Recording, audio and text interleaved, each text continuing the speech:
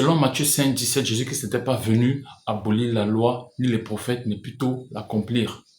Puisqu'il avait finalement accompli cet objectif à la croix, une question demeure. Quelle est désormais la relation qu'un chrétien est censé avoir avec la loi? La réponse à cette question vous laissera sans voix. Avant cela, abonnez-vous, surtout détendez-vous. Vous êtes prêts? C'est parti! La relation qu'un chrétien doit avoir avec la loi est à plusieurs degrés, mais je ne vais en évoquer que 3. Le premier degré est tiré de Romains chapitre 10, verset 4, où il est écrit « Car Christ est la fin de la loi pour la justice de tout croyant ». Ce verset-là parle du fait que Jésus-Christ, en accomplissant toute la loi et ses exigences, est devenu la justice et l'innocence de tous les êtres humains qui viennent sur la terre. En outre, même si Jésus-Christ n'a pas aboli la loi, quiconque croit en lui, par sa croyance, annule radicalement tous les effets de la loi sur sa vie.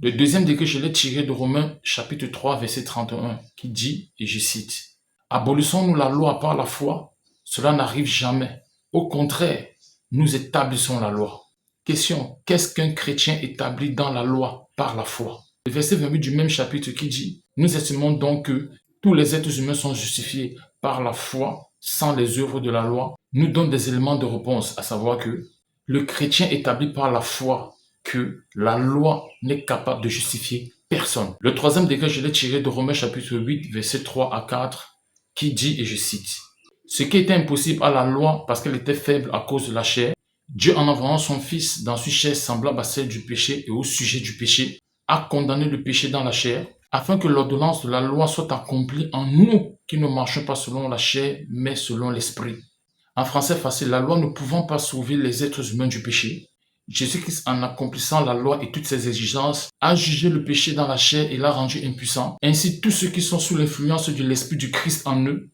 ne pratiquent plus la loi, car elle est déjà accomplie en eux. En résumé, la relation qu'un chrétien est censé entretenir avec la loi est que, en un, par sa croyance en Jésus-Christ, il annule tous les effets spirituels et physiques de la loi sur sa vie. En deux, le fait qu'il vive selon la foi établit et confirme la vérité selon laquelle la loi est incapable de justifier qui que ce soit. En trois, il n'a plus besoin de pratiquer ne serait-ce qu'une seule lettre dans la loi, parce que toute la loi est accomplie en lui par le Christ qui habite en lui.